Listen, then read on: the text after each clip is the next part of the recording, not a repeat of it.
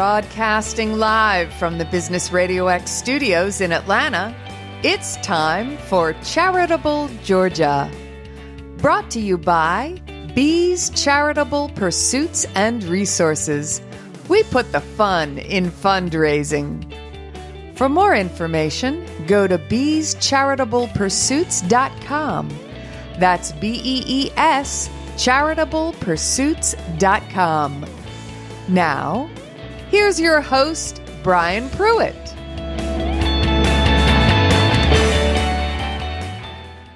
Good, fabulous Friday. It's another fabulous Friday morning, and we've got three more fabulous guests.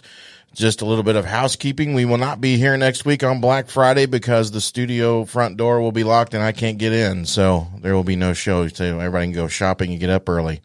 Hope everybody has a great Thanksgiving. So, like I said, we got three more fabulous guests this morning. If this is the first time listening to Charitable Georgia, this is all about positive things happening in your community. And we are going to get started this morning with Miss Kimberly Brenowitz from Pause for Life. I said that right, didn't I? You did it, indeed, yes. Awesome. I have to pat myself on the back when I say the right word because sometimes I mess them up. So, well, first of all, you have an accent. Where's your accent from? All right. I was born in Scotland in the United Kingdom. Awesome. Yes. Unfortunately, too many years in the United States have sort of kind of put a tinge on it, though. Well, it's good to me. I like that. I like it. So, you guys, like I said, you're from Pause for Life, which we'll get into for a second. But if you don't mind, share a little bit more about your background and how you got into that, and then we'll talk about what you guys do. Oh, absolutely. Yes. I've always had animals, German shepherds, horses throughout my entire life. And when I graduated and I came over to the United States for a job, I ended up starting a riding school, and I got a stables in Sarasota, Florida. And started teaching down there, training horses, training dogs.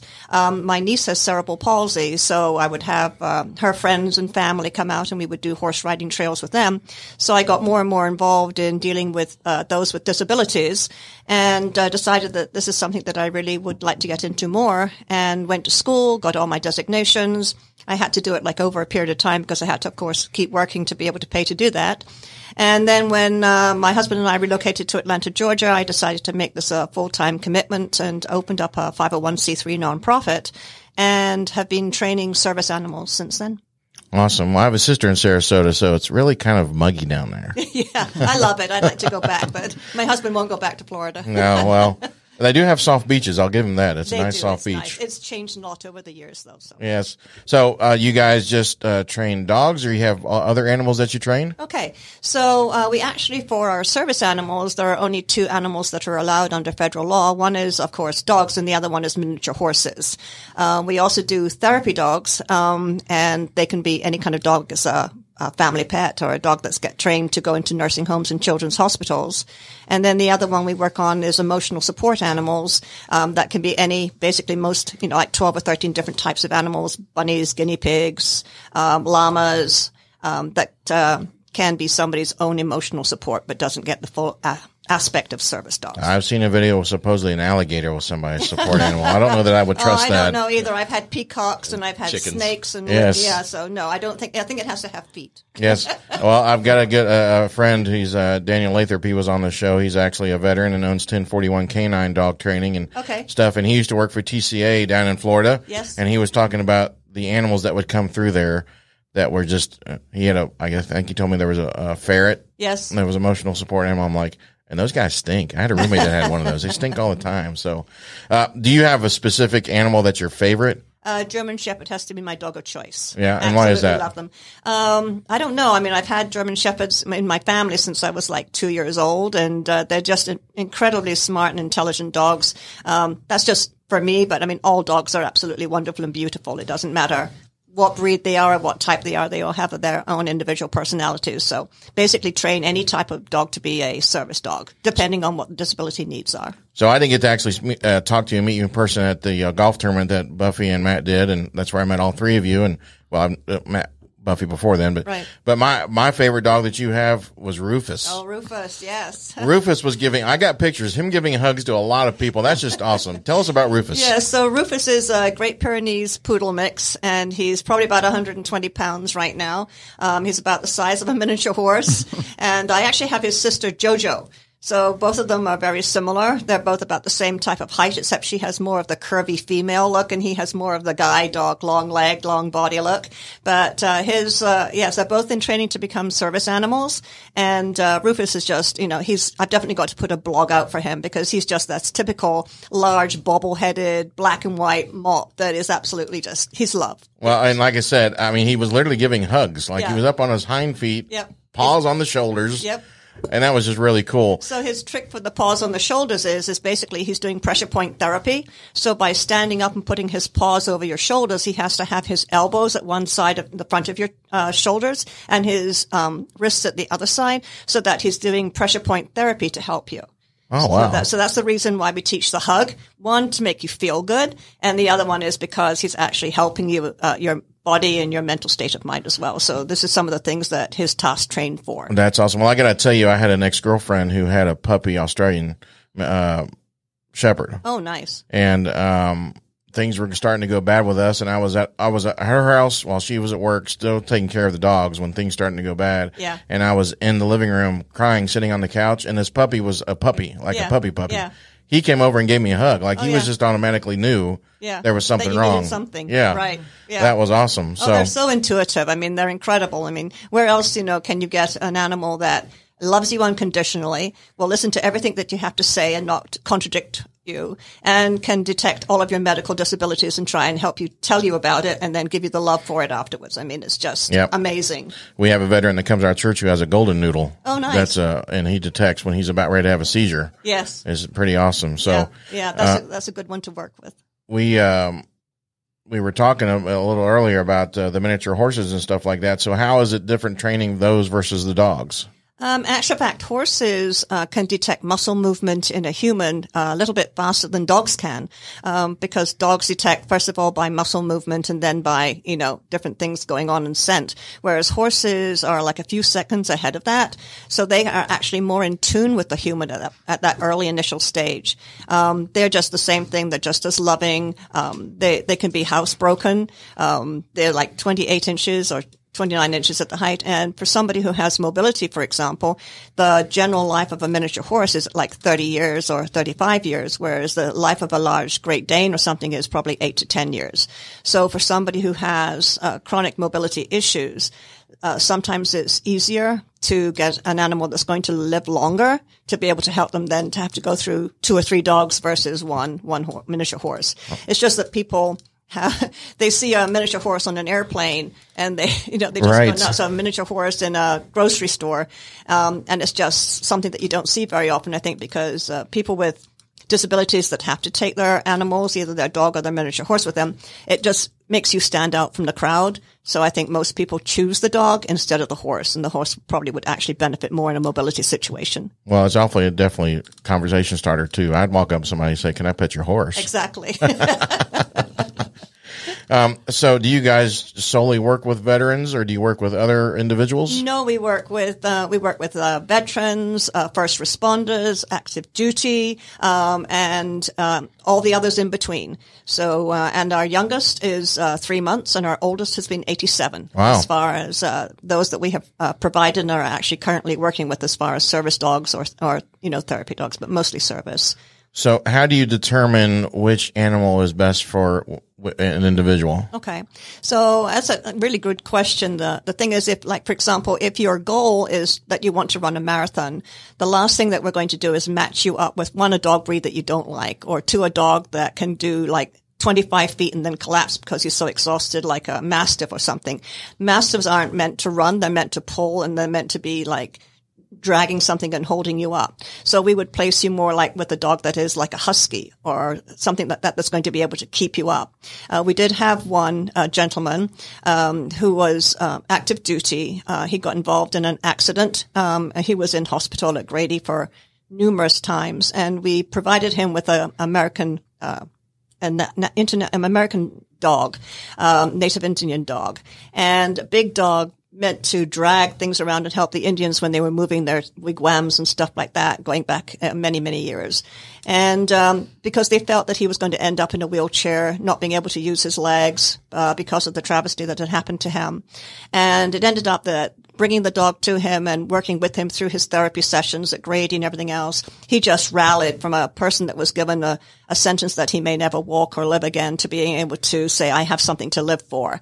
And he then started working with his dog, and in about 6 or 7 months, he actually ended up walking out of Grady with his service animal at that time, saying goodbye to everybody. And he went into rehab for a while. Rehab told him, you're doing so well, you don't need to do it. So he actually went back into active duty. And at that point in time, we said, you are doing so well that this dog is not the right match for you anymore. So we are going to trade out this big dog for somebody else who needs a mobility dog. And we're going to give you a dog that's going to give you a challenge, going to make you be better than what you are right now. So we ended up getting him a Malamute, who was definitely full of energy. And we went and we met him, and he was 8 weeks old at the time, and it was a love connection. They just fell in love together. And so actually fact, that dog and he were back on active duty. And they've been on tour. They've done their, the process. They were down on the wall. They've done a whole bunch of things. And, he and his dog can run up and down Stone Mountain. Wow. It's just incredible from the beginning to the end of this young man's life. And he was like 20 when it happened. So it's just, an incredible story of putting the right match with the right person. And just because you have a dog to start off with doesn't mean that, in 5 years, where do you see yourself being? So that's one of our challenges when we match you. What type of breed do you see yourself being attached to by the umbilical cord for the next 10 to 12 years of your life? And where do you see yourself wanting to be? So right now you're in this position. Where do you want to be? Do you want to be, go out and go and swim? Do you want to go out and, or do you want to stay home and just play video games? What is it that your goal is? And we want to try and help you reach that goal using your dog to be able to help you get out the door, do the work that you need to get done to achieve what you want to do at the ultimate end of all of it. So yeah, it's a great match process.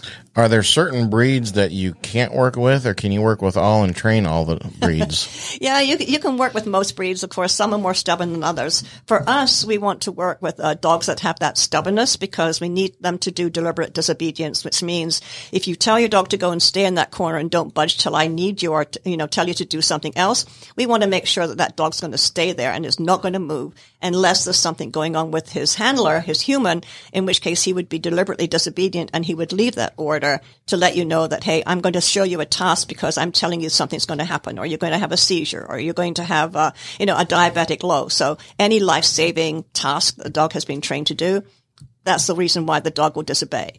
So it has to be really critical, and the dog has to know that this is what I need to do. So most dogs, we'll go ahead and do that with a lot of training, but that's why it's so important when you're first working with the animals is to make sure that you pick the right pick. So here's an example. For example, if you're going to find a puppy or a dog for someone who's a paraplegic, and so you go and you look at a litter of puppies like golden doodles or Labradors or whatever, and you take each one of the puppies individually in the litter, and you take a piece of paper and you scrabble it up into a ball, and you throw it across the floor. You don't want to take the puppy that runs in the opposite direction. You want to take the puppy that runs towards the crumpled piece of paper, picks it up and brings it back to you, because that paraplegic or that quadriplegic is going to need a dog that will pick up the remote or pick up a card on the floor or go and get your water out of the fridge. So the abilities are at that age, and we start doing that at about 4 weeks. You can't do much at 4 weeks, but we have a general idea, and it's about 7 or 8 weeks of that puppy's age that we think, okay, we've gone through the litter. This is the type of breed that this individual wants. So we have a choice. Is there nobody in the litter that's going to be the right match? Then we wait for the next litter or we find another one. If there is a good match in there, then we'll take that pup. We'll work with that pup for a while. If the pup is still being consistent, then we put the two together and we train them together from that point on for the rest of the working life of that dog. Are there age groups? I mean, you mentioned puppies. Do the dogs get into a certain age where you can't train them? You can always teach an old dog new tricks. There you go. There you go. You can always do it. For service animals, so many people think that, here you have this dog, he's 3 years old, he's got his public access test, and he's tasking under federal law. And that's the stop. Here's the dog. This is where I'm at. But the problem is disabilities don't change. Disabilities keep moving and they alter, and medicine changes and lifestyles change. And so we're with that dog when we place that puppy with you, and we're available 24/7 for that individual. That dog is going to change. So they need to go back and they need to do refreshers. They need to add more things. If they change medication, then that changes the scent, because whatever you put into your body, you smell like. And so the dog has to be tweaked a little bit to be able to keep going on and functioning to the best of their ability for their handler. Well, you know, we were talking.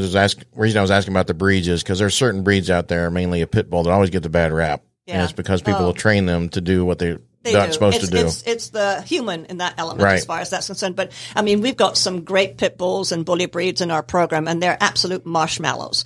So, you know, it's a stigma, and just like Rottweilers, German Shepherds, Dobermans. I mean, I've had all of those dogs at one point in my life. And, you know, it's all a matter of how you handle them, what you give them. You know, if it's the same thing with children. If you beat your kid, you're going to have a kid that beats other kids. So, you know, if you beat your dog, you're going to have a dog that's antagonistic, and it's just a rough round circle. So love always says a lot. So, what does it look like? Is there different trainings? Well, first of all, before I ask that question, do you, on the service animals, is there anything you have to do to, as Daniel says, he trains the humans. Do you guys have to also train the individuals to work with the service dogs? Yeah. So, you know, it's one of these things is that when we match the pup and we place them with the individual, the young adult dog with the individual, the two of them will be in training with us forever. Okay, until the working life of the dog, you know, is no longer, and we either replace with another dog or they don't need another dog anymore.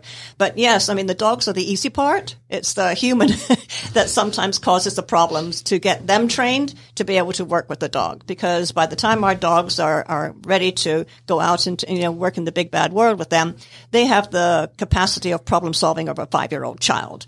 And so it's the humans that have to be kept to be consistent. It's the humans that have to know what to look for in their dog. And that comes from, as far as we're concerned, that's one reason why we place our pups or our young adult dogs with an individual, because we want them to each learn their own body language. We want them to be able to say, like, if I place a dog with you, then tell me in 2 weeks' time when you know that dog needs to go to the bathroom. It's because you've watched that dog and you know the telltale signs and you can read the body language. If you can't tell me at that period of time, whether it's 5 minutes after they finish eating or it's 2 hours after they finish eating, you and the dog are not living in a good environment together. You're not functioning together well. So it's a case of you have to keep, you know, pay attention to your dog, and your dog will be contingent, you know, paying attention to you. The dog is the easy part. It's, you know, it's the human and them that have to interact together, which takes the time. So yeah, he's definitely correct. Is the training different for the animals on different types of service for the service animals versus like seeing eye dog, or knowing when there's a seizure about to happen or anything like that?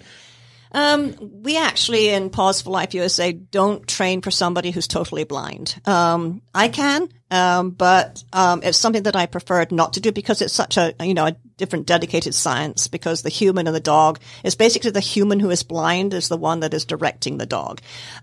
Whereas in unseen disabilities, which is what I deal with an awful lot, it's a case of a different type of training, because even though I incorporate an awful lot of the guide dog stuff by having the dogs look up to make sure there's no overhanging branch, or, you know, looking down on the floor to make sure there's nothing that, you know, a curb that they don't have to trip over.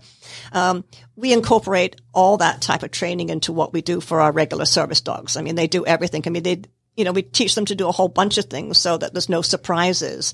And it's always a case of the what if I'm out here and my dog doesn't do this? Well, we want the dog and the human to know what to do in any given circumstance. So we just work them through every single proceed that we can think of to get them to work as a good team, you know, to be able to get them to fly on an airplane and feel, you know, that they've been there, they can do that by themselves. To get them to go to a Braves game so that they can go to the game and know what to expect, that the dog doesn't freak out with the fireworks and all the noise. To go to anywhere, go to a restaurant and not eat the food off the floor. So that the handler doesn't have to worry about the dog, you know, doing this kind of thing. So it's an ongoing process that they have to go through everything. And that's guide dog as well as, you know, other service dogs. It's funny you mentioned the food on the floor, because when we were at the golf tournament, I brought my assistant Lauren with me, and she was helping the check-in, and one of your other folks was there with a puppy golden retriever. Oh, yeah. And she was laying next to Lauren, and Lauren didn't realize it, and she laid her chicken biscuit right down by the dog, and the dog never touched it. Yeah, that's impressive. That's a very impressive. Good. And he's and like I said, this was a puppy. Yes. So, how does the training look like for the emotional support versus the other? Yeah, so emotional support actually, basically, it still requires a doctor to say, yes, you need an emotional support animal. And that is basically to give somebody comfort and be able to sit in their lap or be next to them so that it can release those endorphins in their brain to make them feel good. The dog actually doesn't do any tasking, and the dog doesn't have the same rights of a service animal to go anywhere. So with service dogs, they have the right to go everywhere the general public's allowed to go, except for some sterile environments, churches, and private property. Same thing, with emotional support animals. The only difference that they now have, they used to be able to fly. Now that a couple of years ago was taken away from them. But now the only thing they can do is they can go and stay in an apartment complex or rent a house that has a no dog policy. And then they can be given the accommodation to go there. But that's where their rights end. Otherwise, service dogs, they should have the right to go everywhere, even to, into an Airbnb or something else that says no dogs. Right.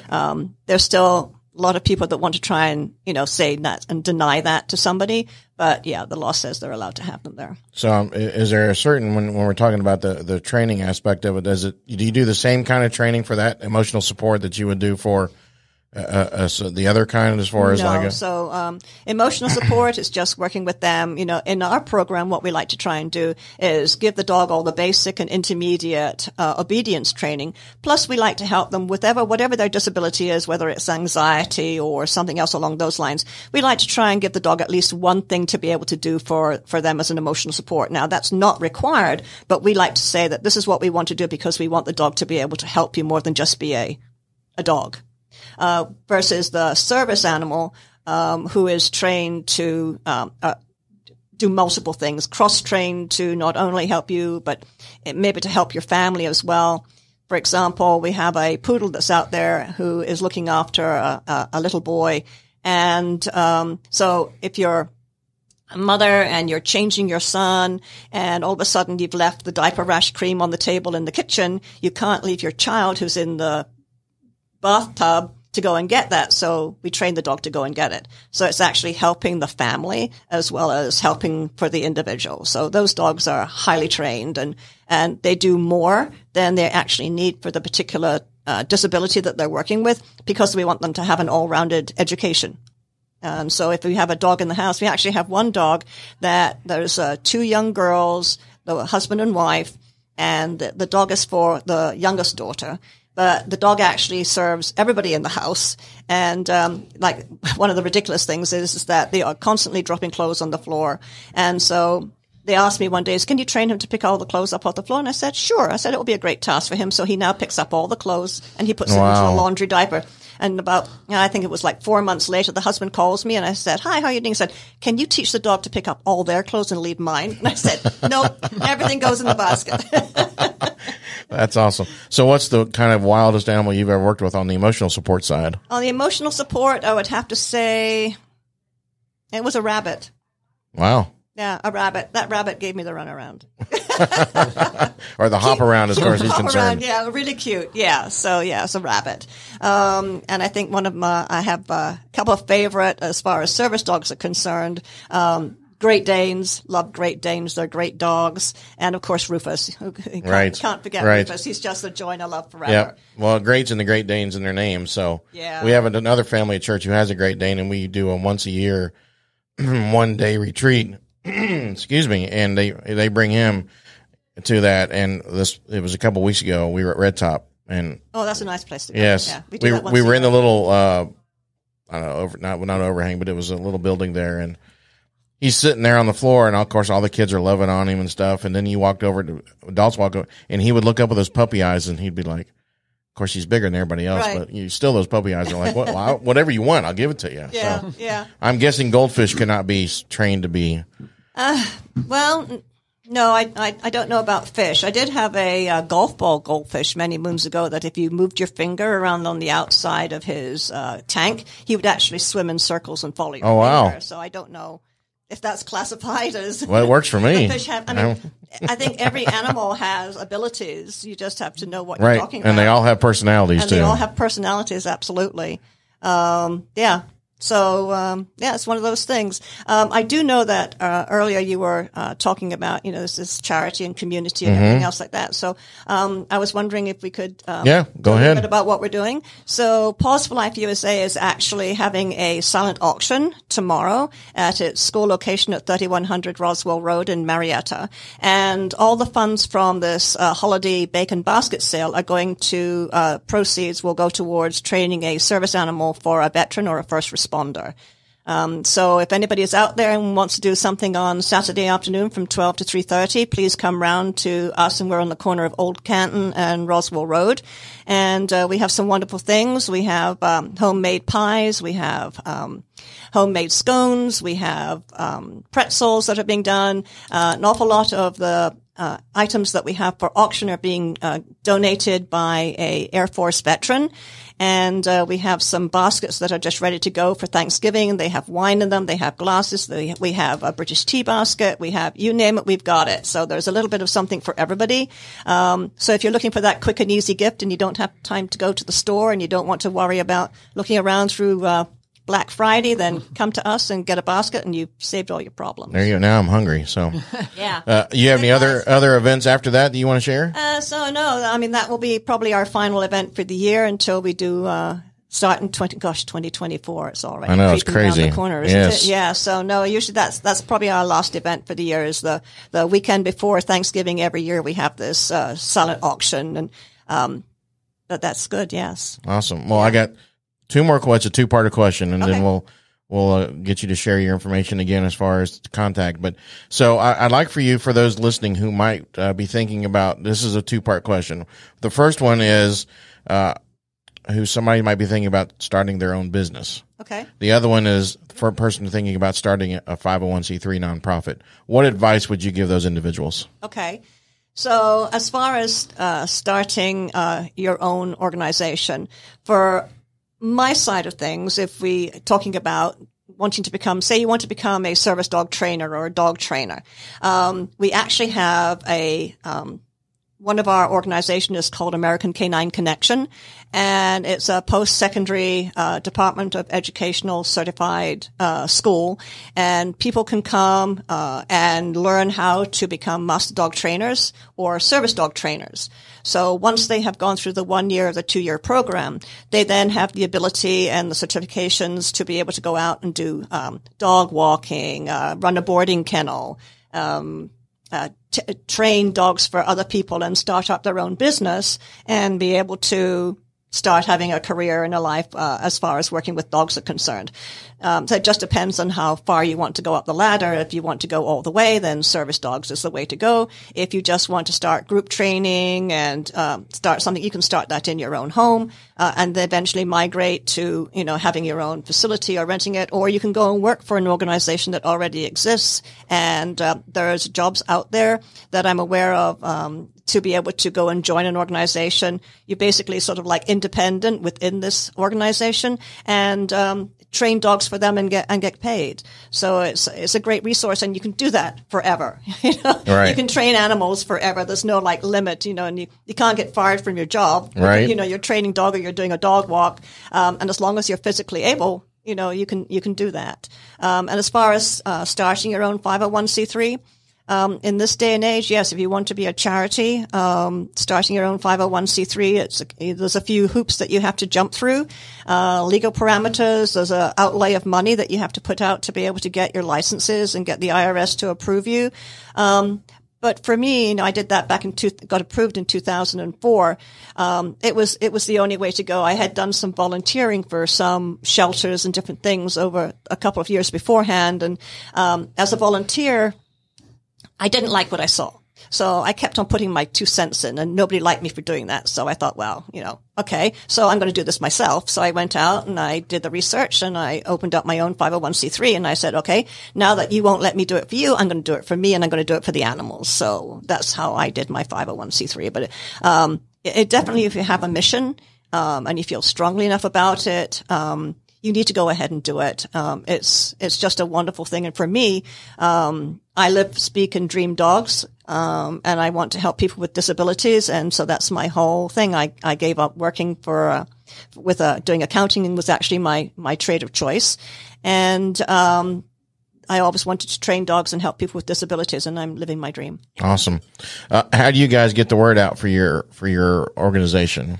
Word of mouth and client referrals. Okay. We have our website, pauseforlifeusa.org.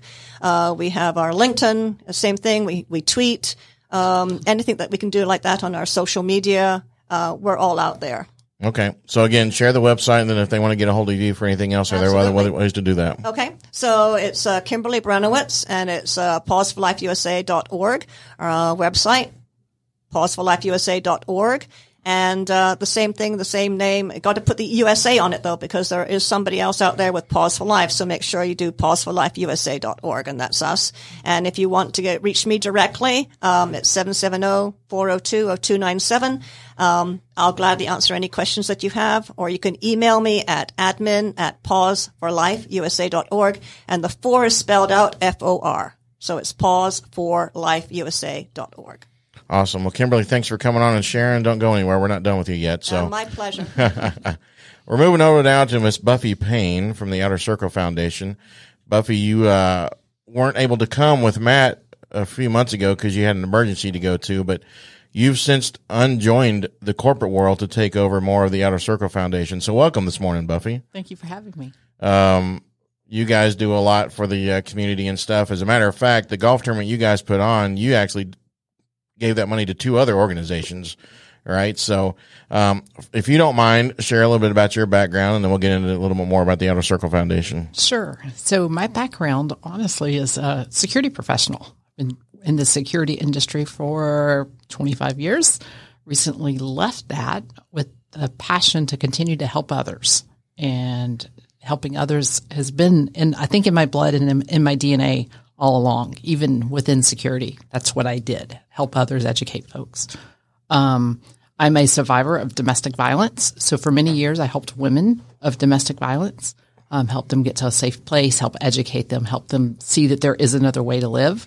And over time, it kind of evolved into this mission with Matt and I, both having that in our blood of helping others. And so veterans and first responders, because we both work so closely with those, and Matt being a veteran, that became our passion. That became the group that we really tend to gravitate towards to help those. So you talked about the security background. What type of security? Oh, goodness. You name it. It's everything, really. But most of the time when people hear me talk about security, they think, oh, that's IT. Well, honestly, it's everything but IT.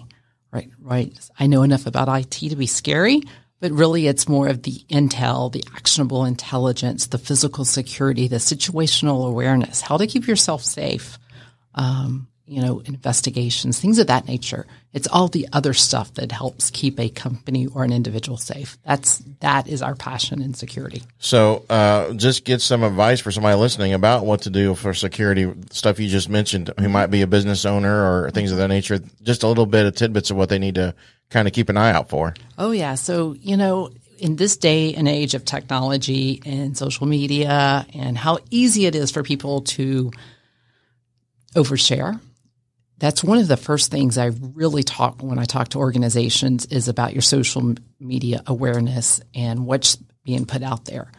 So often when I go in and talk with leaders of companies, they'll say, oh, I'm not on social media. I'm like, you may not be, but you have teenagers at home that are, or you have a spouse at home that is, and they're advertising, oh, my spouse is traveling here or there, or dad is gone, right?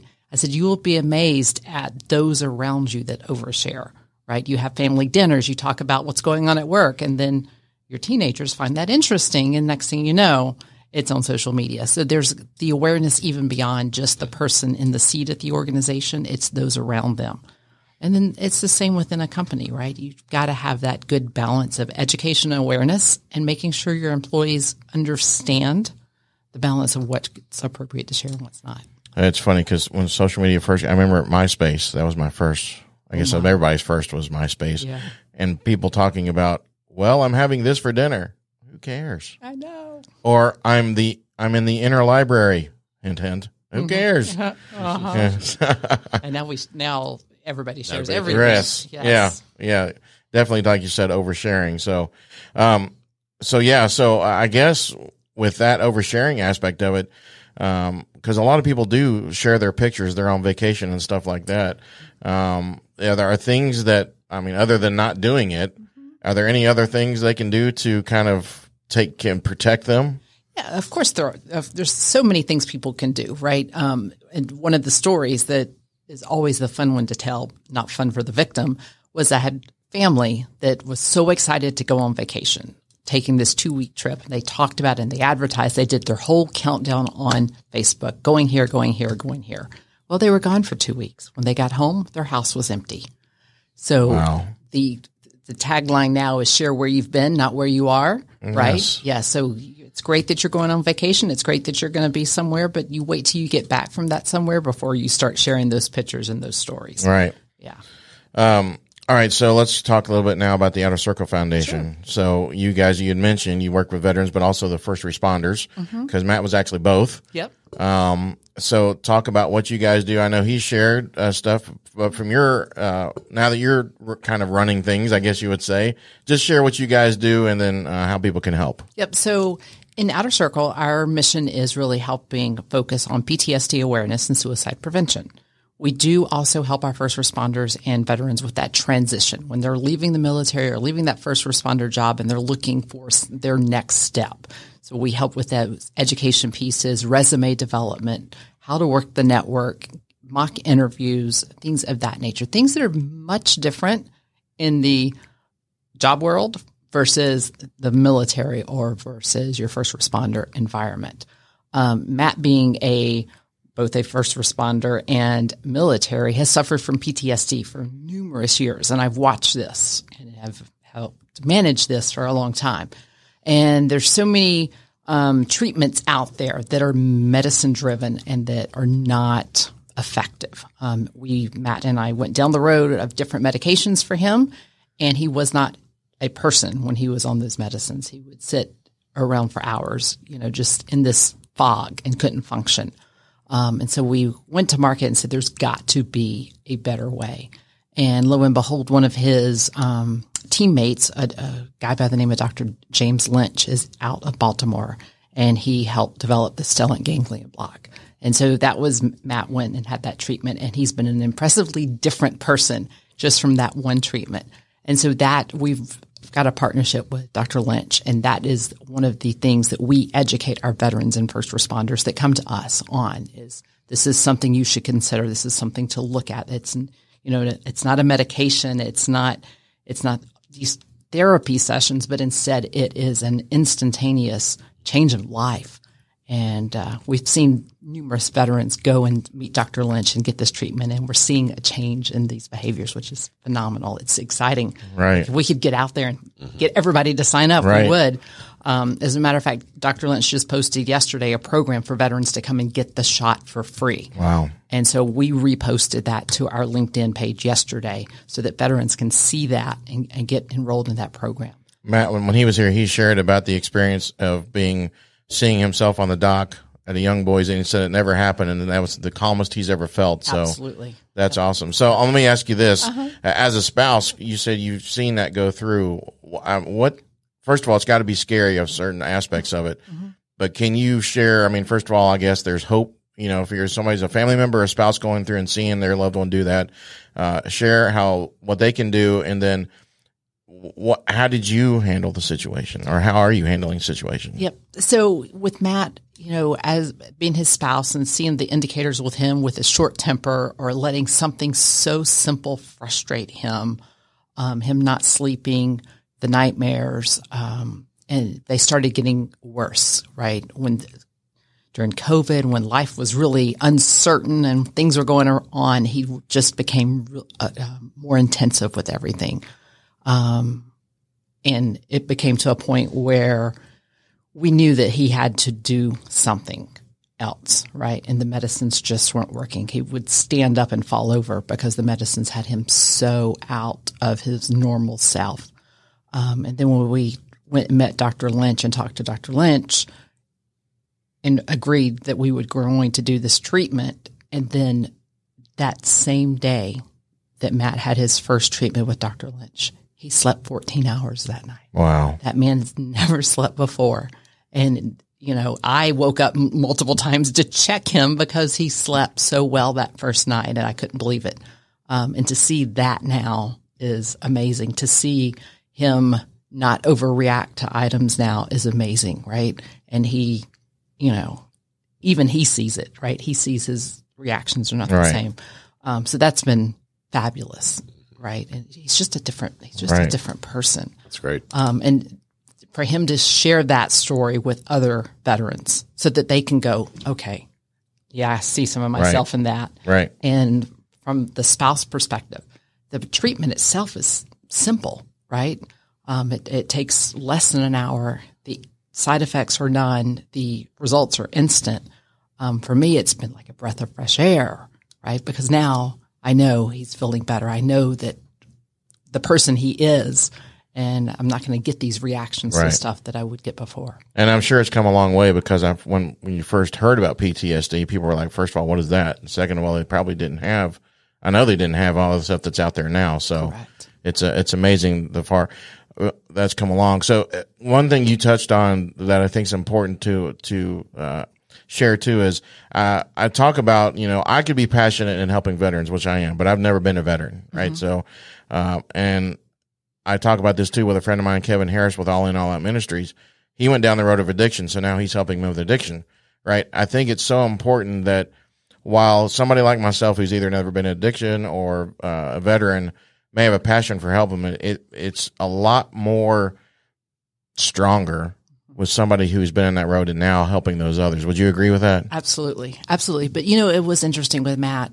He's always wanted to help others, but it took him a long time to realize he had PTSD. He would push it off. That's in his responses when he would get upset was that that's just who I am. And I'm like, it's not. It's not, because I've seen you different. I've seen you at moments where everything's fine, and I've seen you at moments where I think the world's going to implode. And to finally get him to recognize he had PTSD and get him to recognize and realize he needed treatment, that was a huge step. And now that he can take that story and share it with others, they listen. And it is by far more impactful. And the other thing that's another thing to point out that you just mentioned is that your situation or things that victimize or whatever doesn't define you. Right. It's how you handle it, the way you can move on and teach others and help others. But it is not a defining moment for you. So, that's right. All right. So you also have Inner Circle Foundation as well, correct? Inner Circle Solutions, yes. Inner Circle Solutions. Okay. That's right. Can you tell us about that? Sure. Inner Circle Solutions is a solutions company. We go out and work with organizations or individuals, understand what their risks are, and help provide solutions, whether it's solutions of technology or training or whatever it is they may need. We help bring those solutions to them. And one of the things with Inner Circle, any work that we do, we give a percentage of every contract to Outer Circle. So that's our way that we're helping support our nonprofit. Are there certain industries with your Inner Circle Solutions that you work with and a size? In really any industry that we can work within, right? So with my background and our team's background, we cover all industries, everything from restaurant to retail to finance to manufacturing, right? We have that pretty far knowledge and scope that we can help support any organization. And we do everything big to small, right? So we've been working with small churches, helping them build security programs within their churches, which is amazing that our industry has shifted so much that we have to go into churches and help them build security programs, but we are doing that. So there's no company too large or too small that we won't take. When you go to churches, do you guys do anything with like active shooters? Yes. Mm-hmm. Yes. We are both certified to train an active assailant program and help educate, whether it's a church or a school or any organization, about active assailant, what to do, how to behave, how what to expect Right. in a situation. And it's also sad that we have to do Yes. that. But, you know, the one thing that Matt and I really talk about whenever we talk with individuals, whether we're in a company talking to them or at a school or a church talking to people, when we educate and teach you about security, it doesn't only apply here where you are, but you can take that same training, take it home. You can take it to the grocery store. You can take it to a movie theater. It applies wherever you are. Security awareness and the training we provide applies at work and in life. Wow. That's awesome. So share about the Outer Circle Foundation, how individuals or businesses can get involved and help you. Yep. So, excuse me, Outer Circle Foundation, we have our website, outercirclefoundation.org. Certainly you can reach out through us there.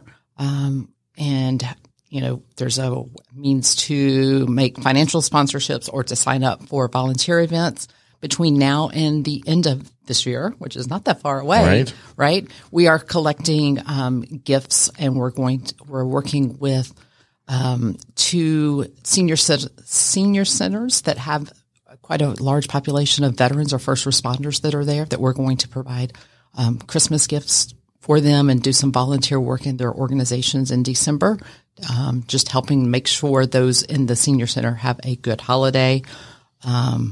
And then after the first of the year, obviously we'll be running towards our next golf tournament, which will be in October. But from January to October, it goes by really quick when you start planning a golf event. Well, there's something in between that too, which we'll talk about in a second. Yeah, we'll talk about that one too. And you know, you did mention that our last golf tournament, October, that the money that we raised there, we plan to gift part of that to 2 different organizations. And one of those organizations is Kimberly, sitting here with us today at Pulse for Life US. And so what she doesn't know is we've got the final check this morning from one of the sponsors. And so we have for Pulse for Life a check for $10,000 that Awesome. we'll be giving them. That's awesome. Yeah. So Congratulations. yeah. So if somebody wants to volunteer or again, business, other than the money aspect of it, are there other ways they can get involved? Absolutely. There's tons of ways to get involved. And I shared before we went live a little bit that we're working on an agreement right now to partner with another nonprofit that will provide technology to veterans. And then we are going to take the veteran from the point that they receive that technology and provide education, training, awareness on how to develop your resume, what LinkedIn should look like. And yes, you do have to be on LinkedIn if you plan on moving on into another job or role outside of what you've been doing. So as we're moving in through this agreement, we need tons of resources to help, whether it's a place to train folks or just people to come in and help us train those individuals, read resumes, proofreading, all of those education pieces. So our website should flurry with tons of volunteer opportunities where people can come out and help, provide space, provide potato chips and a soda, right? All of those things where our goal is to train and help place 1,000 veterans between now and 2025. Awesome. I want to go back to your thing you're doing for the seniors, the Christmas. Are there certain gifts that you're looking for? So right now, the centers have said most of the things that seniors would enjoy would be a book to read, socks, nice warm socks that they can wear because the centers sometimes are kind of cool, and then just small individual items that they can then have for themselves. And they're like, whether it's, a small snack, a box of chocolate, little handheld games, things that they can enjoy for themselves. They said, please don't do anything large because there's not a lot of place to store stuff. Right. She told me a story of somebody bringing a recliner one year, and they were Wow. like, I don't know what to do with this. But yeah, so small gifts that the individual can enjoy. And what's the date that they can donate up to? So all donations need to be in by December the 7th. Okay. And they'll be delivered the next week. And where can they bring those? They can bring them to Outer Circle Foundation at 342 Woodland Path in Dallas, Georgia. Okay. Awesome. Well, I normally ask another question that you normally want to talk to you, but I got so involved talking about the animals because I love animals that I forgot to ask a couple questions. That's okay. So we're going to come back and do them all three at the end. Okay. So, but I do want to go back to Kimberly for 1 second. Yes. I forgot to ask you if individuals and businesses want to help Paws for Life, other than the financial aspect, how can they do that? Oh, yes. Great question. So we're always looking for puppy raisers. So if somebody wants to take a 8 or 10-week-old puppy into their home and help socialize them whilst we're waiting for a potential match to come along for them, we provide all the food, or of course all the veterinary things for the puppy. You just have to provide the love and the attention and come to us for training. So the pup is learning basic obedience whilst you're doing your puppy raising. So we're always open to that. And anyone who wants to volunteer, more than welcome to have you come to any of our events. You can also make donations to us for our next year's Veterans Holiday Basket. We're always looking for gifts for that. Otherwise than that, we're open to, we are going to be doing a shoe drive again next year. And so we're always looking for people that have gently used or new shoes that they no longer want when they come to clear out their closet. Just let us know, and we will put out a basket for those donations to be made, and we'll also let you know a time when you can deliver them to us. And where can they drop those off at? They can reach out to us by, of course, calling us by phone, but they will be dropped off at the 3100 Roswell Road, Marietta, Georgia. Okay. Yeah. All right. But Buffy, real quick, Yes, we have something going on in March. We do. And we moved it because I was dumb and picked the week before Thanksgiving and didn't realize it. So March 21st, 2024, put it on your calendars. It's going to be the first annual America's Hometown Heroes Expo. That's right. You want to share any information about that? Oh, I think this is going to be fabulous. And the timing of this is just perfect, right? So Hometown Heroes Expo is going to be the opportunity for organizations to be present and share jobs that they're trying to fill. It's also a great time for our veterans and first responders or anybody in the community really to come out and say, hey, I need a job. Or it's also, think about those veteran-owned businesses that want to come out and showcase who they are, what they're about, our nonprofit organizations. It's just a wonderful time for everybody to come together, network, shake hands, hopefully find some jobs. Yep. We're going to have a silent auction there as well. We'll have some food. We're going to have my buddy Daniel for 1041 K9 is going to do a K9 demonstration with his dog. So it'll be a lot of fun. So you can go to beescharitablepursuits.com. That's BEES charitablepursuits.com and get more information out as well, or go to my Facebook page. And Buffy, share your website and stuff one more time as well. Sure. Outer Circle is www.outercirclefoundation.org. Awesome. Buffy, thanks for sharing again. We're not done. We'll come back to you. But we do have another gentleman in the house. Thank goodness I'm not the only guy, because lately I've been the only guy in the studio.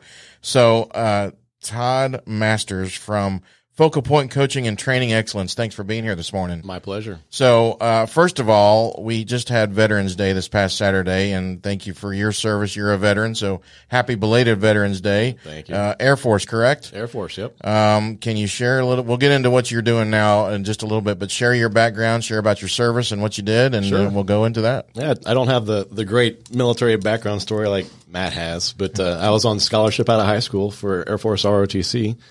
So Uncle Sam paid for my degree in electrical engineering. And, I grew up in the 80s, Top Gun, all the inspirational movies, the shock and awe and things that happened, during the early 90s. So, every kid my age wanted to go into either the Navy or the Air Force. And I went with the one that gave me the biggest scholarship and went that way. So loved it, had a great time. Didn't have a long career. Right after I got out of the ROTC program, we had the big reduction in force, right? So a lot of the half the military was gone at that age. When Clinton took administration after the war, after the Bush build-up years, and then Clinton came on board, and we had too big of a military, so they cut it. And last one's in, first one's out. So that was it. But I loved it, cherished that time. But it was a bit of a heartbreak, for seeing your dream kind of get taken away on that part of it. But there's always plans for other things. From there, I went into I had some small businesses that I did, but I felt obligated to use my engineering degree and go on that route. But I did have a home painting business, a home refinishing, remodeling business. And then I went in and became an engineer for about a year and a half, and then figured out that sales and marketing actually pays a little better than engineering. So I went into technical sales and spent a lot of time last 20 plus years in corporate sales and marketing. For very large companies to 100,000 employees, down to very small companies of 10 employees. And throughout that widespread of executive sales and marketing, the thing that always drove my passion and my excitement was when I was working with individuals and training and coaching, mentoring, and bringing people up, and especially new sales folks that come on the in the circuit, and training them up from not knowing how to do anything to being able to make a good living for themselves and families, through the sales training and other parts of it, and just seeing the change you can make in lives. But in corporate America, it's really hard to make a big difference in your community. And my family background is all entrepreneurial. My great grandfather, had a Woolworths business. My grandfather started an electrical wholesale business. Most of my uncles and aunts all had, their own businesses, mostly in the home services trade area, electrical wholesale, plumbers, electricians, mechanics. So I've always seen that part of it, and seeing what my grandfather did, and he built up a good business that's still run by a family. He had a tremendous impact on the community, being able to be flexible to help people, to give people jobs that really needed jobs, making a big dent and impact in the community. Also, my other grandfather on the other side was very active, in Lions Club and some of the local businesses and making things, really help out. In this day and age, and I think where our country's going, small businesses is really going to become more important, especially as the new generation gets out and starts working, 9 to 5. And the first week, as we've seen all the TikToks come, they're not so excited about the whole 9 to 5 thing. Right. So I think there's going to be a big push, especially since they see a lot of peers, I do air quotes, getting rich on social media and these quick things, right? They think, I can just start my own thing and all of a sudden, become self-sustained. Right. And that's not going to be real. But I think they're going to take a swing at having a small business and doing that part of it. So I think we're going to see a big shift, in the work area, especially if corporations still are pushing the, back to the office type schemes. I shouldn't say schemes, but that is a part of it versus the work at home or flexibility. If they don't find that good balance, then that there's going to be a lot of workers that are just going to start their own thing on that piece of it. So, what did you do in the Air Force? What was your particular job? Communications. Okay. Yeah. All right. So you talked about being an entrepreneur and everything. So you are a coach, right? Coach with businesses and stuff like that. Share about what you do now. Yeah. So, got out of corporate America to come back and make a difference and help people. With the, good background in sales and marketing, it's great to be able to work with companies. And charities all suffer, small businesses and charities all suffer the same problem. We all have, the one big issue, which is obscurity, right? People don't know who we are. They don't know what we do. They don't know how to find us. It's always that constant battle. And charities are small businesses, right? So getting out and coming from, head of sales and head of marketing type positions, and, with large marketing budgets, it's really easy to end obscurity when you have $20 million to work with, right? But go to a charity and a small business, funds are a lot tighter, right? It's a lot harder to do that part of it. So everybody is insanely busy and scrambling. Social media updates, websites, got to do this, got to do that, business cards, going out, it's, today's small business owner and charities are just so overwhelmed and busy trying to do all of these things. And it's becoming more and more competitive, and if people get more and more into the small businesses, it's going to become even more crazy. So I got out really of corporate world to, one, make a difference in the lives of small business owners, and that's turned into helping out a lot of charities. But from the get-go, my business model has always had a 10% buffer in there, if you will, of giving back to charity. So it was always going to be 10% of my time or my revenue on that piece of it to give back and make sure that I've got room to give back to the community and do things for those that I can help. Well, one thing you've talked about before that you kind of help and give back to is a CRM program for nonprofits. Can you talk a little bit about that? Sure. Yeah. So so I'm a certified business coach and executive coach, and there's a lot of coaches out there. It's a lot bigger industry than I thought it was, even though I did the market research. But there's a couple kind of coaches, those that, will come to a business and kind of have some, pre-canned material, if you will. And FocalPoint, the franchise that I have was founded by Brian Tracy, a nice, great business mind. And we come out and coach more towards results and outcomes. And when I go in and work with a small business or a charity, and we work through what's the biggest challenge that you're facing right now. Obscurity is certainly one of them. The next thing, one or two things usually come out of their mouths. I need more customers, or I need to make more money. And so we talk about that. And a big part of small businesses is to generate leads, right? To go out and get your message out and bring people in to have engagement with you, so you can have a conversation, and talk about what you do. So as a coach, it's one thing to say you need to go out and find a way to get the word out, or you need to work on your digital presence or your digital footprint, and go find somebody that can do that for you.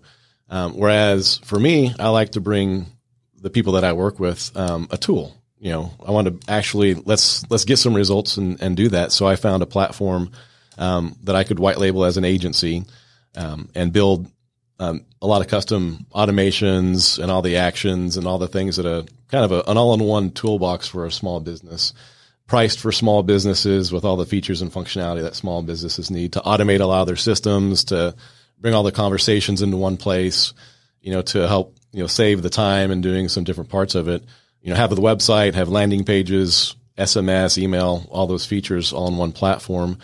And, more importantly, it's building all the automations that kind of help streamline all that piece together. So I've pieced that together and also offer that to charities, as well at an extremely discounted rate, in some instances. But, it's always a challenge when you introduce technology.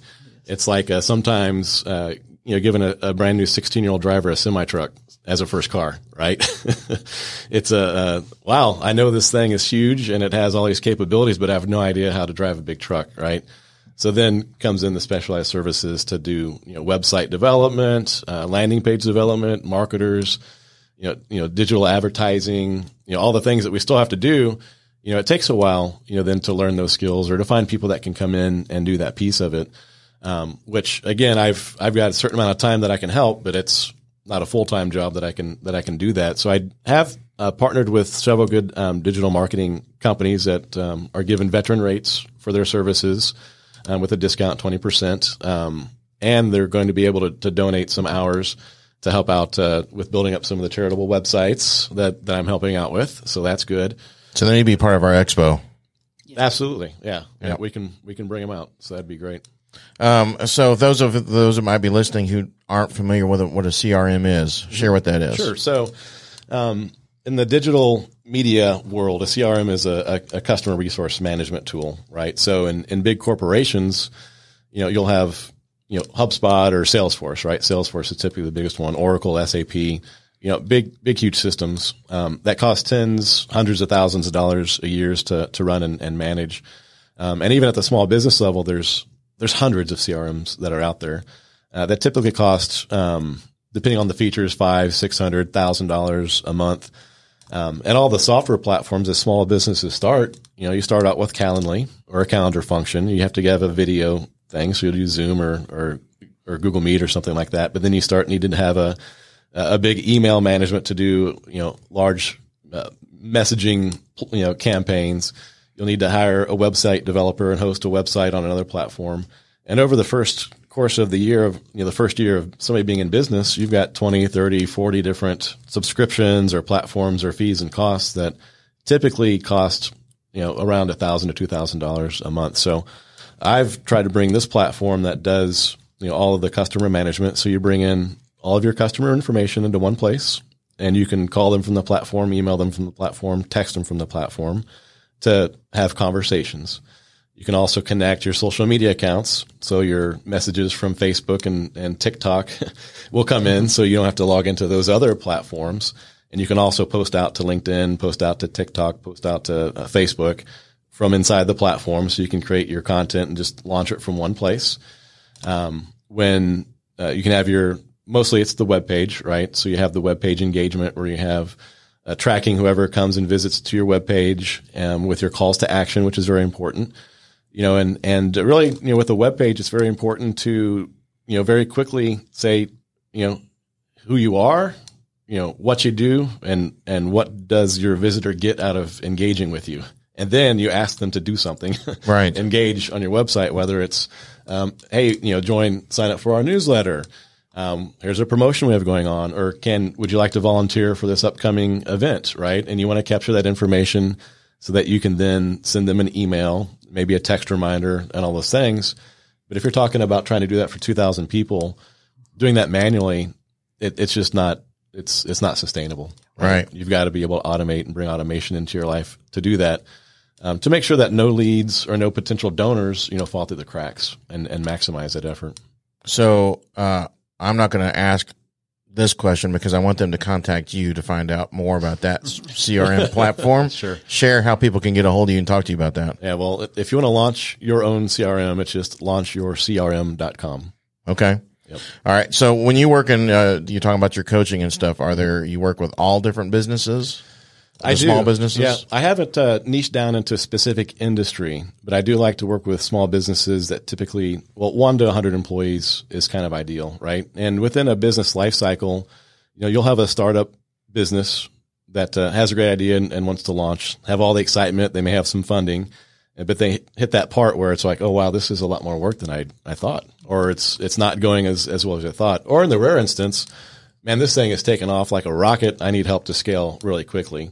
That's probably, 5% of small businesses that start just out of the gate have some awesome product and they're just full of energy and it just takes off and launches. The other 95% of people, it's a churn. I mean, it's a lot of work that people don't always realize. And then they start to hit this down cycle where they almost want to give up and quit. Certainly I can come in and help there, but it's a high stress situation.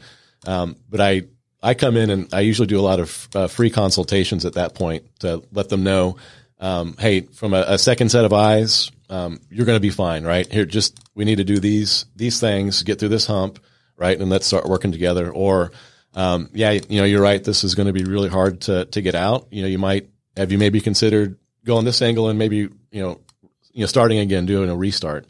But at that point, typically when you hit this, what I call a growth cycle of once you're stabilized, you have a good product, you have pretty good systems and tools in place, and you've gotten over that initial shock and awe of starting a business, that growth phase is really where my customers get the most value, especially when we're talking about sales and marketing. And so now let's ramp up, let's optimize, and let's really crank out your revenue. And one of the first consultations I'll do with a small business is let's just look at what you're doing right now and how you're doing things, how well you're advertising, how well you're marketing, how well are you selling. Let's gauge your effectiveness and what's coming in that you're doing.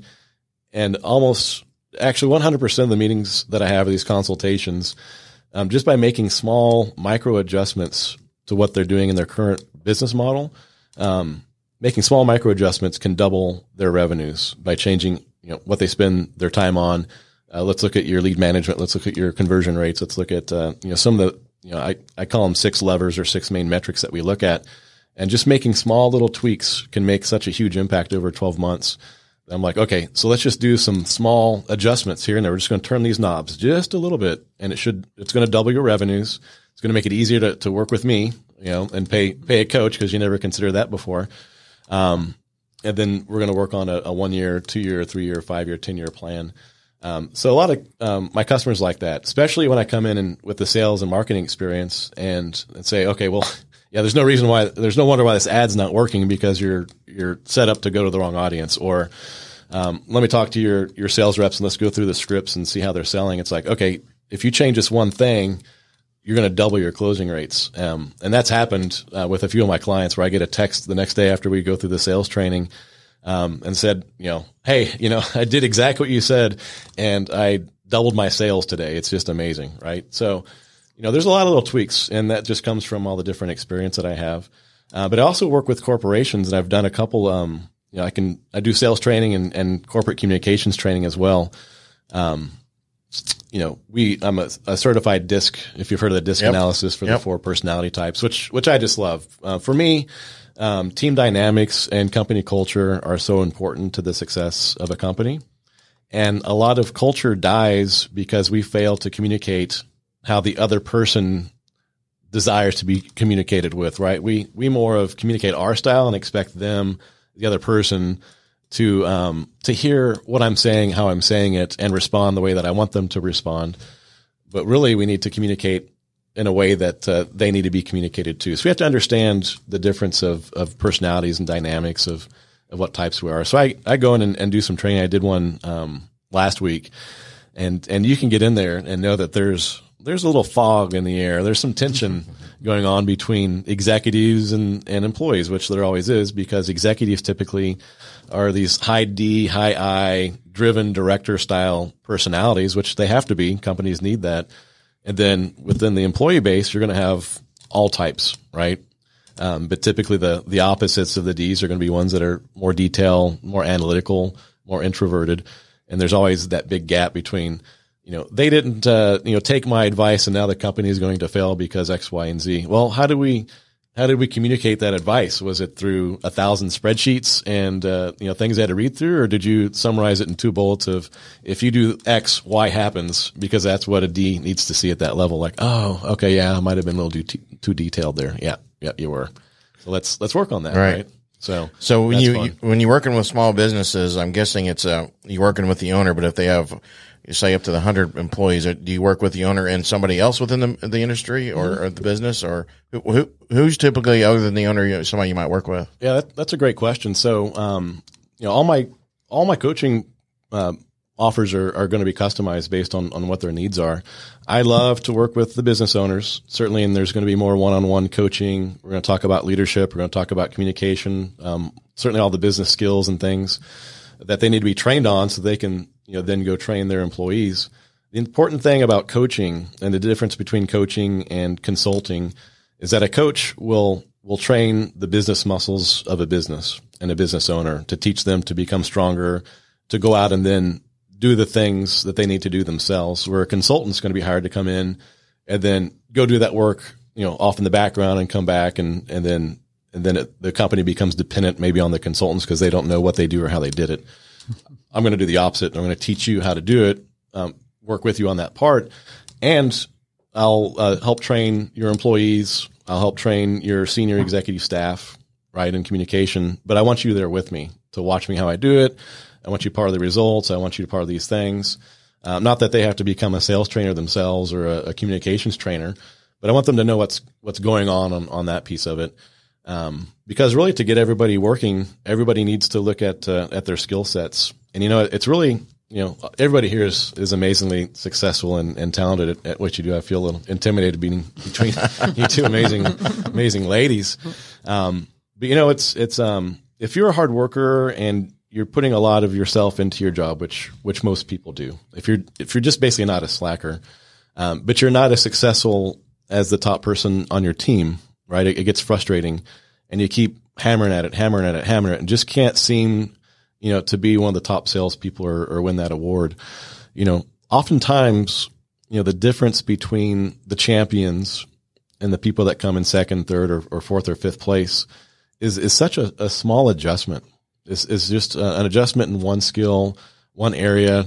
And it's important, to come find that awareness of what's that critical constraint? What is that one thing that's holding you back? If you think of a horse race, the difference between in the Kentucky Derby of the horse that comes in first place versus the horse that comes in second place, what's that difference? Or NASCAR, inches between, champion and second. So, so my training really focuses on, let's identify, what the weakest link is in whatever X thing that you're trying to accomplish. And let's just focus on that one skill, and let's just get 1% better every month. 1% every month. Right. And by the end of the year, it's 10% better. And you can take your average performing sales team, employees, productivity, whatever, and in the course of just a few weeks or months, double productivity, double results, and really see that. And the light goes off in people's, eyes, in their minds. It's like, wow, I can do this. This isn't impossible. I can provide more for my family. I can do better. And all along, because we get paralyzed through the analysis of all the overwhelming things that we have to do. And we just can just then do nothing. And that's what coaching comes in, is help. Let's create some awareness first, right, of where we're at. Let's just find an action of make small adjustments, and then I'm going to hold you accountable to that, and we're going to see the results come. Right. So you are out of Buford, Decula, you said. Do you work all over Metro Atlanta? All Metro, Athens, Gainesville. So we travel. I can do a lot virtually, but I do like to do face to face as much as I can on that piece of it. My website's Todd Masters, FocalPointCoaching.com. You can find me there. There's links to the CRM on that piece as well.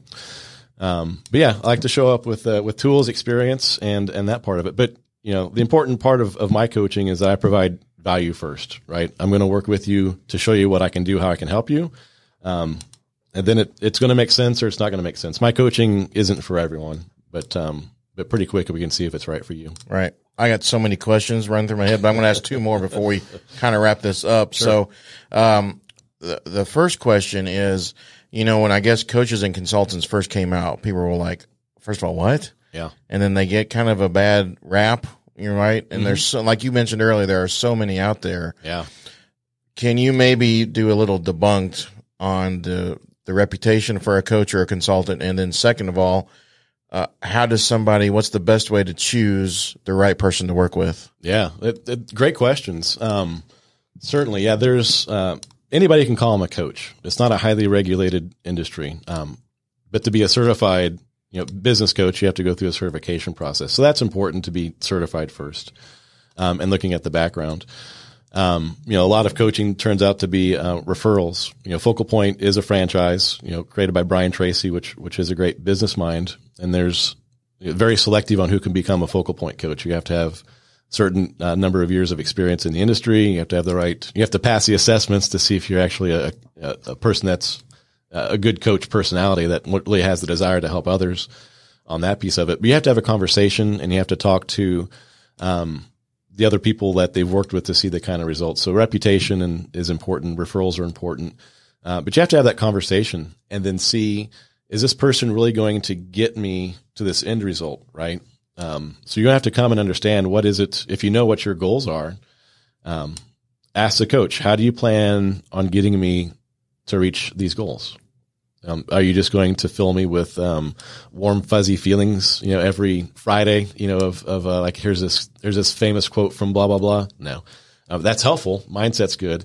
Is there actually going to be some tools? Is there going to be some things that are going to make a dent in my business? So it's going to take a lot of, you have to have a conversation, right? So if you have a coach or you're looking to get a coach, hop on a discovery call. They're 15 minutes, 30 minutes, whatever you want to do. And have that conversation to see it for sure. So another thing, and this goes within the industry, not just the consulting and coaching, but somebody's like, they're worried about the financing part of it, especially with me when I'm doing these fundraisers and I'm trying to get sponsors. Yeah. It's when you're sitting, you have to sit, you talked about having the conversation. I want to sit down with somebody and show them the value. Right. Because they're like, well, I'm just going to, and it's the same thing with coaching and consulting. I'm guessing that you have to go in and show the value of what you're going to bring them, right? Well, doubling their sales or whatever the case may be. So everybody has to have an open mind when they're sitting down talking to everybody, honestly. Really. Last question before we kind of go back to all of you, because again, I get wrapped up in some of the stuff, but, because you mentioned you had other businesses as well.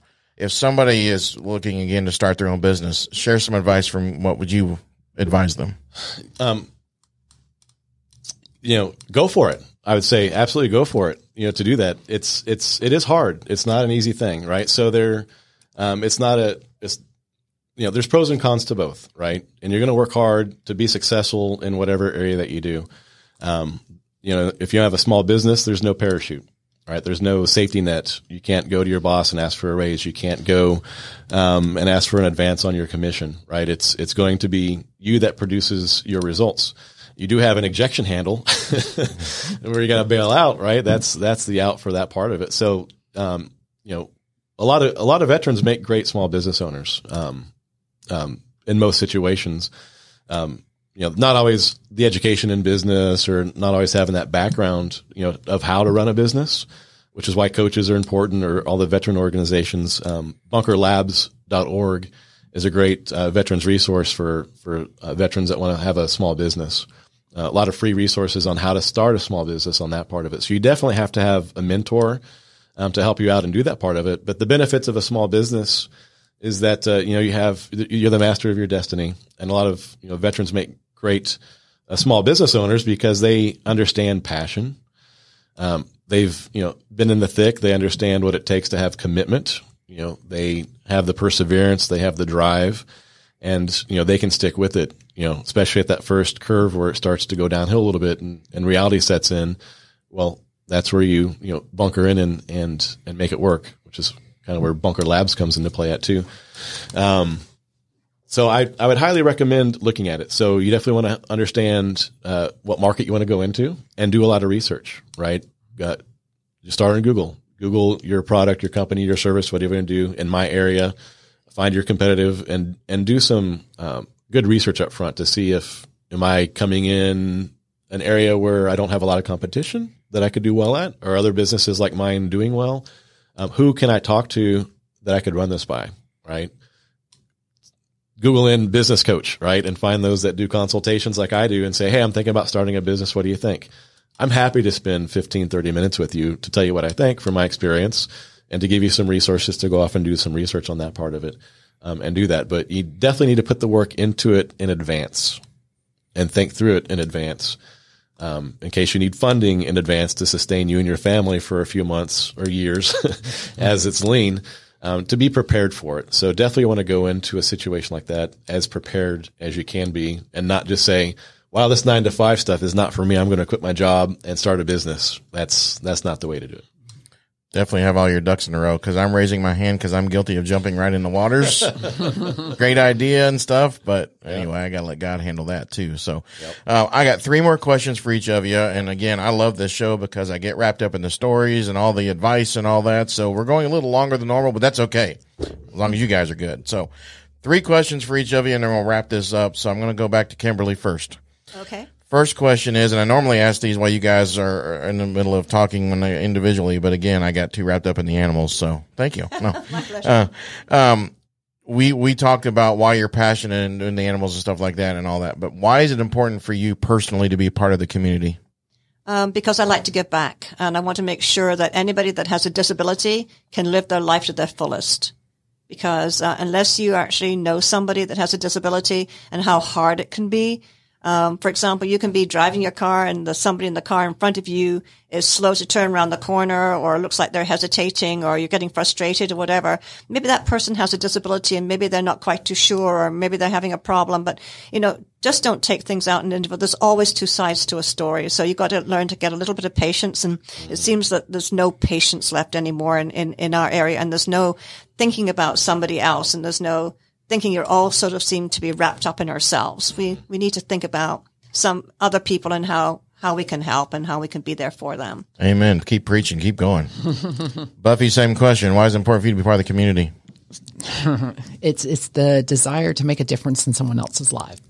It truly is. Seeing someone else overcome something or making their day a little better, right, is very heartfelt.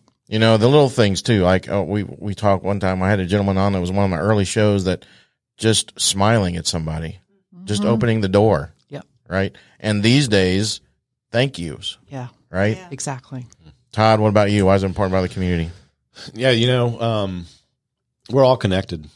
All of us. It doesn't matter who you are, what you think, where you're at. We're all connected. For me, I want to make sure who I'm connected to that I can help, be successful, and that their families can be taken care of, to alleviate the stress and burdens of owning a business. But I firmly believe that in the next 20 years, the heart of this country and the survival of this country is going to be in the small business area. Yep. Right. And I want to do my part to make sure that America stays strong. Awesome. All right. The other thing we talk about on here all the time is the power of networking. And Kimberly, you have the dogs that you can bring in, and I'm sure it's just awesome that in the networking speak to that. But do you have a story in particular you can share of how the positive of networking has benefited and helped you guys? Everything as far as charity is concerned, for us anyway, has all been about word of mouth has all been about going out there into the public is, the dogs, yes. You walk in I was doing something with a foundation about a month ago, and I was one of the last people to arrive. And of course, what did I have? I had Rufus with me. So I walked in the door and everybody stopped. Everybody looked at the dog because the dog was the only person in the room at that time. Sometimes you just have to make a statement, and you have to do something that makes you stand out a little bit more from other people, because that's what's going to draw attention to what you need. And then from that point on, you can make the inroads, you can do the discussion. So it's a case of just being able to put yourself out there. I mean, we've had the door slammed in our faces more times than I care to remember. And, right now we're trying to find a grant writer to be able to continue writing grants for us, because without those grants, we don't get the support. We don't get the funds coming in to operate us, because with us, we're all volunteers. We don't get paid for anything that we do. So any funds that we bring into Paws for Life USA is 100% towards the animals and the people that we're working with. I'll introduce you to somebody who does that for a living. Yeah. So that's one of the things that we're desperate for. And it's getting that word out, is being, having that reliable content, and it's having us out there on the scene, push. It never stops 24/7. All right. Well, like I said, I'll introduce you, Melanie Lambert, just for grants. That's the name of her business. Okay. I'll email you and her. She's a great lady. So as a matter of fact, Todd, I meant to mention this in April, Melanie and another friend of mine, Glenda Hicks, who is a trainer for nonprofits on boards and things like that. She's also a CPA strictly for nonprofits. We're going to be hosting a, kind of a half-day seminar for nonprofits, and I'd love to have you be involved in that with the CRM type stuff. So love to help. All right, Buffy, what about you for the networking? I know you didn't get a chance to do much in your corporate career, but you kind of may be out now doing it. Do you have a story you can share? Yeah, so probably one of our greatest networking stories is when the Afghan government fell. And we, through Outer Circle Foundation and use of our network, began evacuating our U.S. allies out of Afghanistan. Over the course of 2.5 years, we've probably helped support the evacuation of thousands of people out of Afghanistan. And probably our greatest story, or the one that is most known, is being able to evacuate the Command Sergeant Major of the Afghan Elite Special Forces out of Afghanistan. It took us 2.5 years to get him into the United States. He arrived here in April of this year, and in September of this year, we were successful in bringing his wife and 3 children into the U.S. That's awesome. He's a great man, too. He is a great man. Yes. Yes. That's awesome. The true power of a network. It is. Definitely. Todd, what about you? How am I supposed to follow that? Come on. Well, my networks bring businesses together. So I love networking. It's such an important thing, and it's something that comes pretty natural to me. So I reach out on LinkedIn a lot to a lot of people. I think that's how I met Matt. It is. That connected me to Buffy, that connected me to Outer Circle and Sweet for Christ and some other great organizations. So if you get an invite to me to say, hey, let's connect, it's because I like to connect you with other people that might be able to help you once I know who you are, what you need, and what you do. So I love it. I think we're all connected, right? And I think it's very important for us to continue to work those networks so that in some case you might be using your network to evacuate people out of Afghanistan, or to find somebody that has a good platform that might help your business or charity out. And actually, that's how you and we met, because Matt was at a networking event, met my buddy Bob Brooks, and Bob Brooks mentioned me, and I believe you reached out to me on Facebook. That's right. That's awesome. So, Todd, one more time, share how people get a hold of you in case they want to talk to you for your services. Well, they can call me at 678-822-1691. Call or text, see if you can get me there. Otherwise, it's Todd Masters, FocalPointCoaching.com. Awesome. And then the last thing, as we wrap this up, I always like to end this with you guys sharing a positive quote, word, nugget for the rest of 2023, which is only, 30-some days away, and the rest of their life with, I guess. So, Kimberly, give us your words of wisdom. Practice, patience, and persistence. Buffy? Just be kind. Todd? Start every day with a positive thought, because your brain can only have positive thoughts or negative thoughts. So start off with positive. Awesome. And as I mentioned, too, the thank you is a lost art these days. So, Kimberly, thank you for what you guys are doing for the community and with the animals. And please bring Rufus to the expo. I will definitely bring Rufus and to a the horse. expo. Yes. Yeah, if you can bring a horse, that'd be great, too. Yeah, I can bring a miniature horse. Buffy, thanks for what you and Matt are doing for the, especially the first responders and the veteran community. And Todd, thanks for what you're doing for the business community. And again, thank you for your service. Thank you, Brian. Everybody out there listening, let's remember, let's be positive, let's be charitable.